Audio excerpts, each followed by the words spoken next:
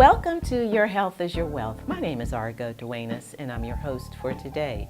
I'm also the owner of Back to Nature Health and Wellness Center, a local holistic center that has served the Baltimore, D.C., Virginia, Eastern Shore, Annapolis area for over 30 years.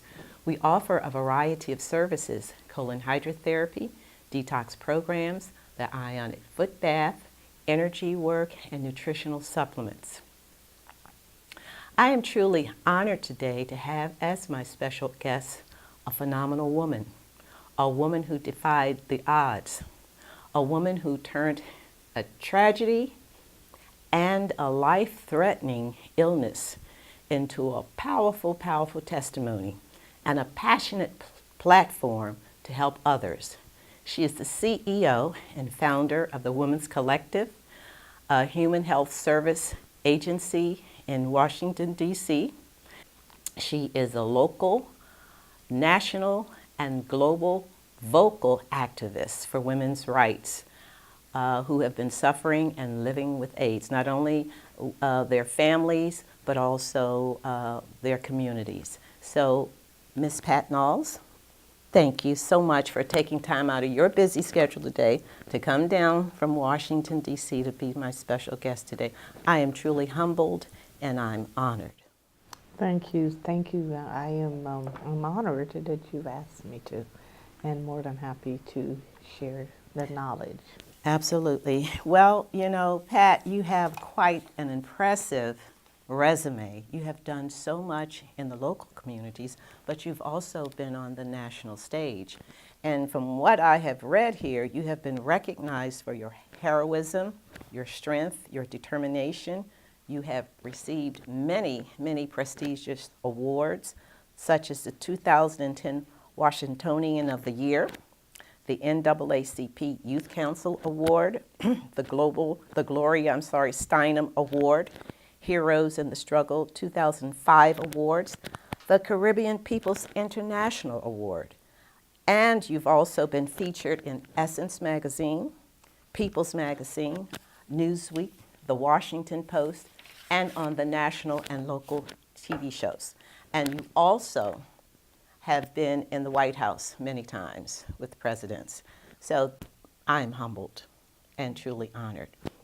Now, Pat, before we talk about the Women's Collective and also its mission and the resources that you offer, I just want to give the viewers a little bit of information about Pat and where your ancestry and where you came from.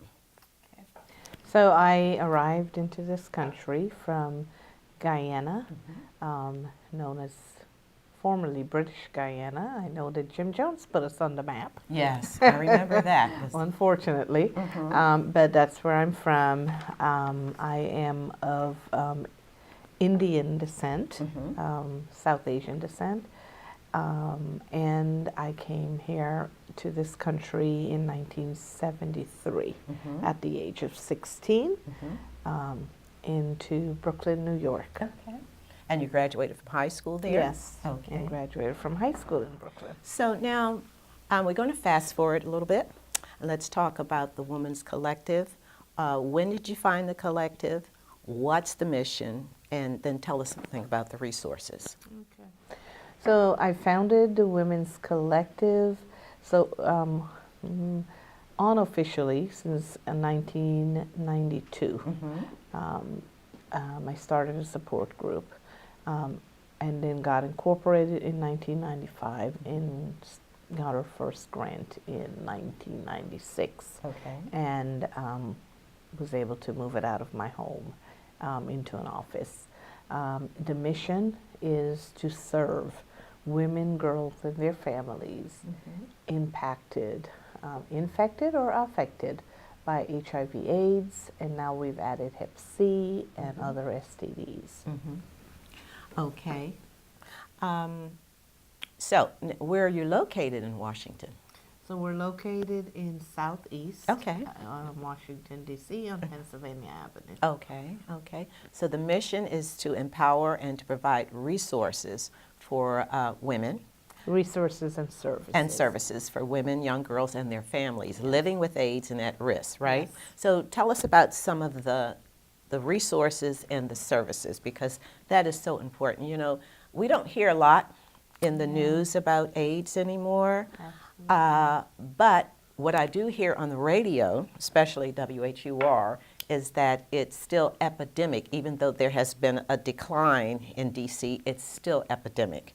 And then there's been a 20% decline in the overall population of the US, but 87% higher now in new cases with African American gay men and Latino men from the ages of, I think, 13 to 24. So can you speak about that after you tell us about the services that you provide for the women? So we provide, we have two arms to the agency.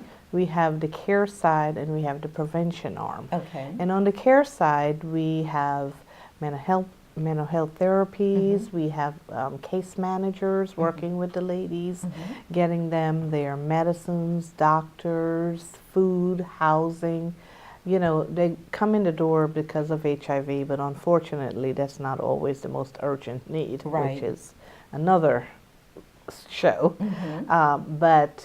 We have, so we have that. We have people who will take them, we call them community health workers, who will take them to their doctor's appointment so that we make sure they're not just going one time, they're staying in care.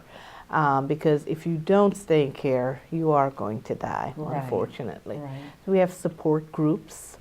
We have skills building groups. So we have a lot of, we have groups with trauma. We have trauma groups around HIV, substance use, childhood trauma, adult trauma. We have licensed clinical folks who are providing services. And so you've had your nonprofit, it's a nonprofit, right, since 1992, and have really impacted the community and really made a difference and really helped to have saved lives. And prevention, that's another leg of your, you want to talk about that? Yeah, and so we have a prevention arm, and on the prevention arm, we have HIV, Hep C testers. Right, So we do that on site in the office, and also we have a mobile van that goes around in the community, DC, PG County, you know, a lot of the surrounding neighborhoods. And we screen, we test people, and then we get them into care. And the testing involves what now?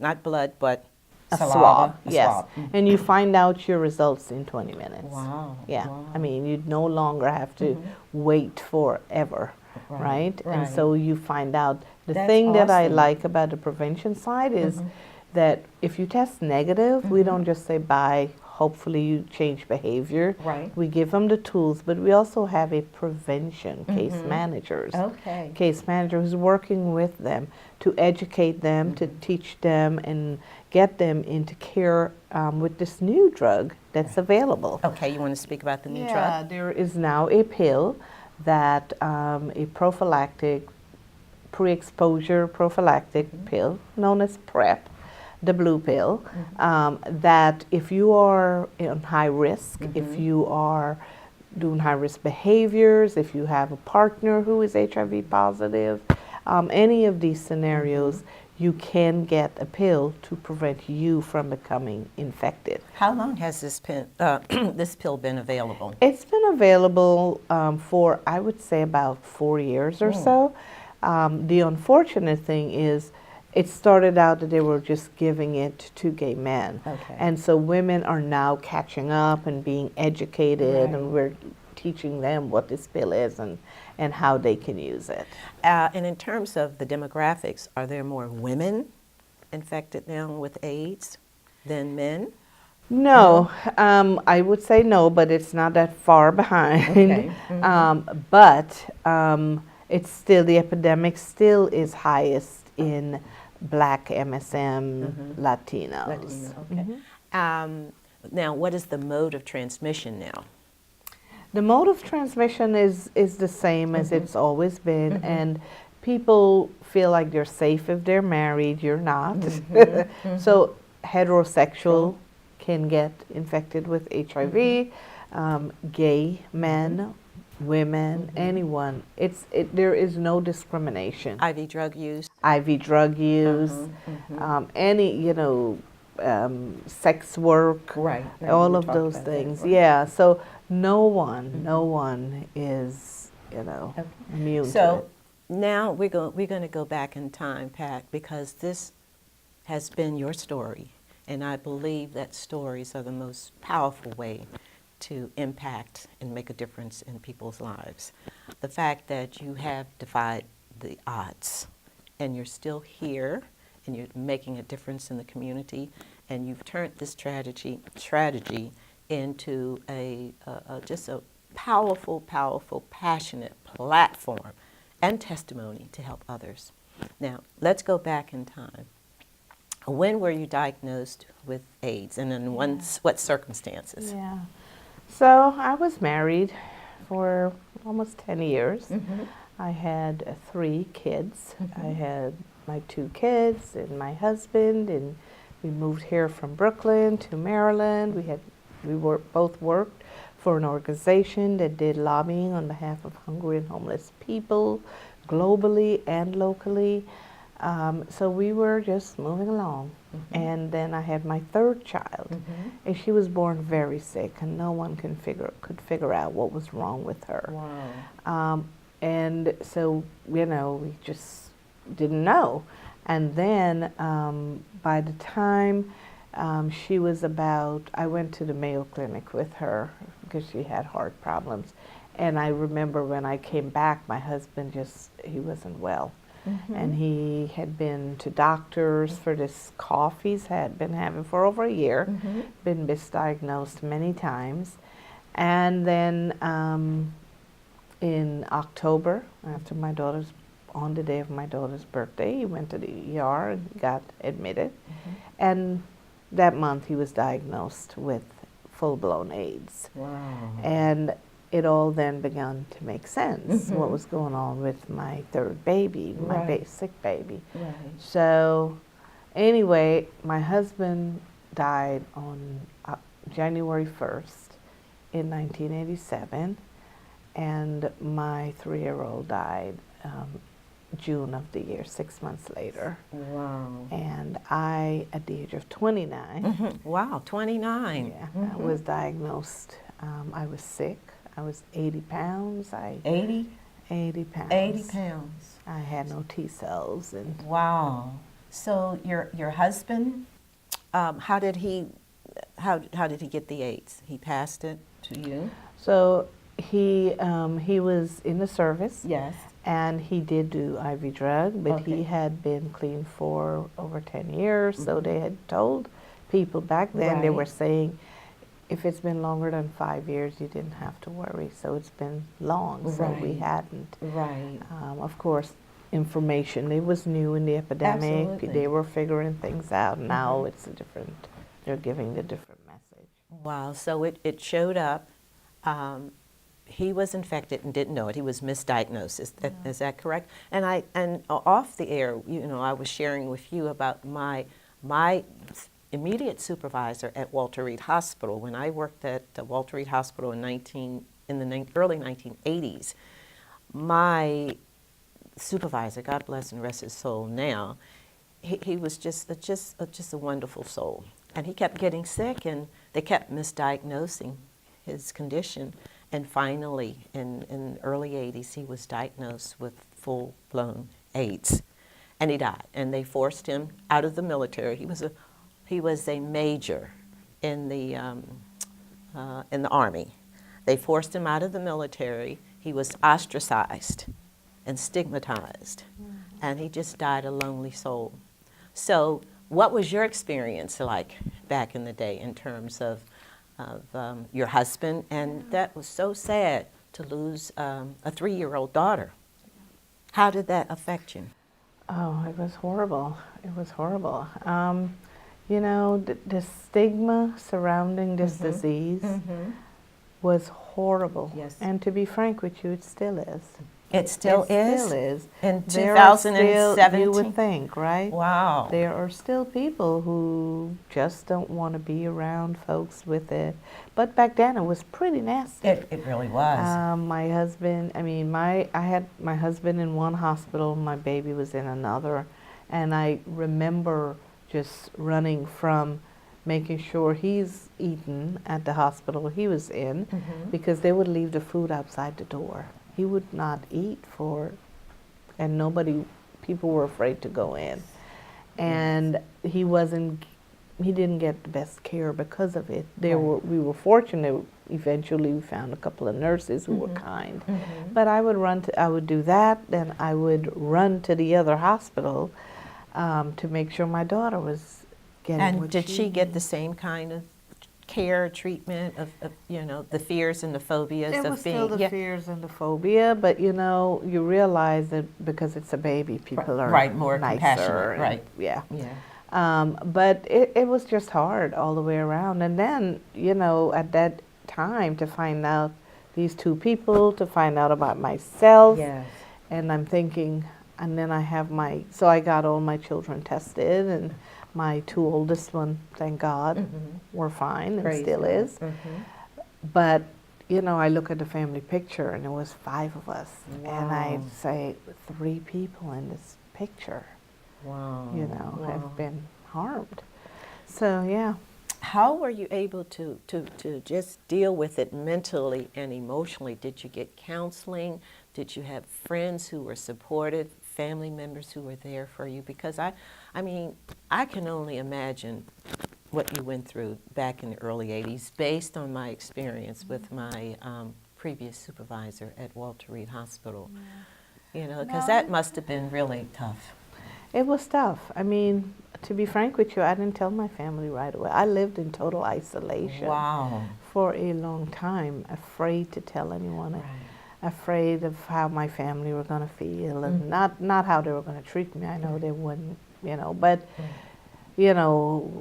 just the big picture of it was overwhelming. There was this stigma. I didn't know who was going to say and do what, Right. if people were going to stop coming to my house, if my children were not going to be played with anymore. Right. So I stayed isolated. I think I told my mom first, and she just sort of encouraged you, keep it to yourself. But eventually, I had to step out and get care. Right. After the death of both of them, then I had to breathe. I was getting sick, and so I had to seek medical care. Right. And that's when I quickly realized the services for women were really non-existent. Really? Yeah, like getting to the doctor. I didn't drive, so Okay. now I have a car sitting in the garage, but I can't drive. Right. So I had to get on public transportation. I went from 2 incomes to a Wow. disability check. Yes. I had to figure it all out. How am I going to survive? So someone says, okay, you need to go to this organization because they will help get you to the doctor. They have doctors, you'll get services. So I did. I went and I accessed a support group, but it was all men, Wow. and I was the only woman. So they were nice guys, but when you talk about, for me, my panic were about my 2 children. Right. I'm going to die. I was told I had less than 2 years. Wow. Oh. And I had to decide what's going to happen, like support groups, So when I begin to talk about those panics, they didn't understand. Right. So I kind of stopped going, yeah. So that led you into really establishing at your home a support group for women. Is that right? Yes. Yeah. Tell me about that. Yeah, I went to my doctors and I said, am I the only woman? Because I really believe I was the only woman. Wow. I had not seen women with HIV. Right. So she says, no, I have women, but unfortunately I can't share any of their information. So I put a secret phone in my home so that when my friends and family call, they'll be on a regular line. And I made a flyer and put in my doctor's office. Wow. All I wanted was to speak with some other women. Right. And put in the phone line, put a flyer in my doctor's office, and lo and behold, the phone started ringing. And we just talked to each other on the phone, none of us wanting to show our faces. Wow. So we were like this secret group talking. We had no idea who looked like what. And eventually, as we got more comfortable with each other, we were talking about side effects to the medicine, what we did to help Right. get rid of the side effects or how we dealt with them. Those were the kinds of things people were, women were concerned about. Who's going to take care of my kids? What am I going to do with my kids? Right. So it was all around those issues. So tell me about the side effects, because you know, you mentioned the side effects, but the medications today, the protocol today is a lot better because the medications now have evolved. It doesn't have the severe side effects that you experience. What was the side effects from, you mentioned the drug again? What was the drug that AZT. Yeah. the What were first some of drug. the side effects of that? So in the beginning, the first drug that was available was called AZT. Okay. And it was horrible. Okay. It was horrible. I mean, you were sick all the time. I mean, vomiting, diarrhea, weakness. It was horrible. It was debilitating. It was exactly.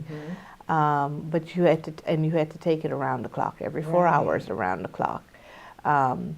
But it enabled us to be here to get another drug that would come out that's better, another one that's better than even that one.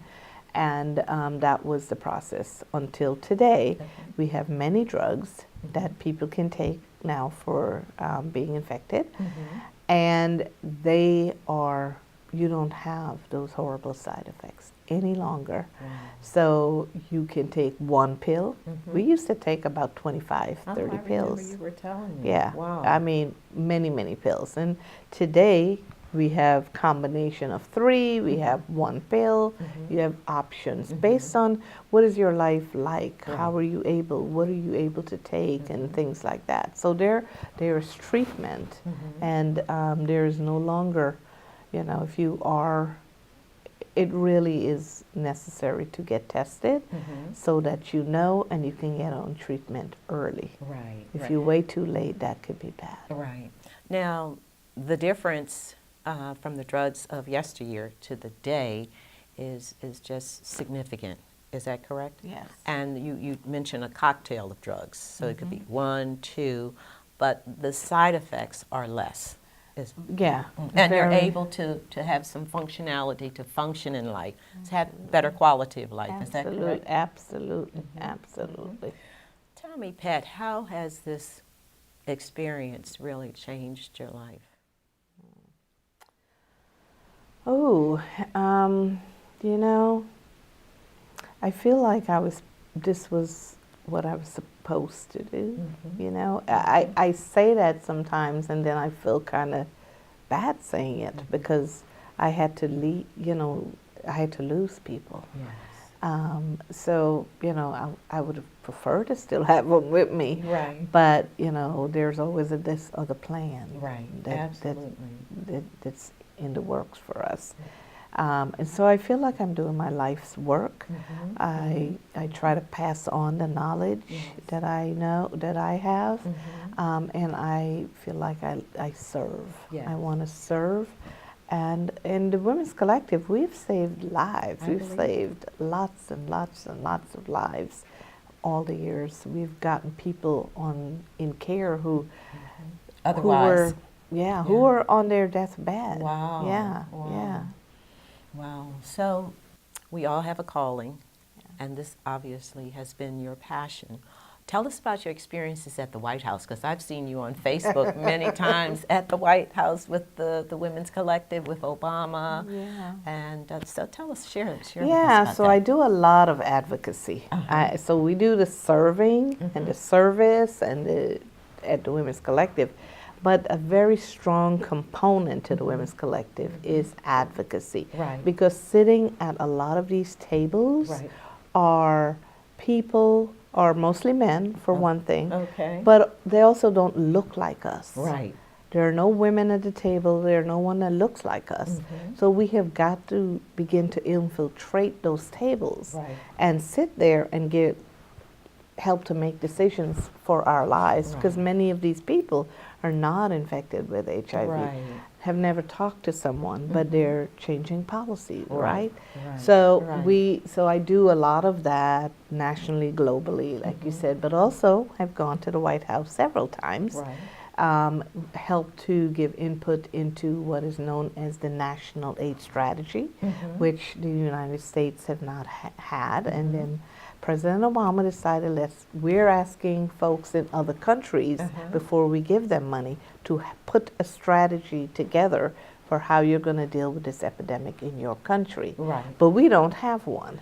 Say So- that again for me. Yeah, so to put together a strategy for your country Okay. that have AIDS. Right. So for folks from other countries who need help with HIV/AIDS, We give money to we them. give money to them, and we say, we need to see an HIV/AIDS strategy. What do you plan to do? How are you plan to do it? Who are your populations? Things like that. Right.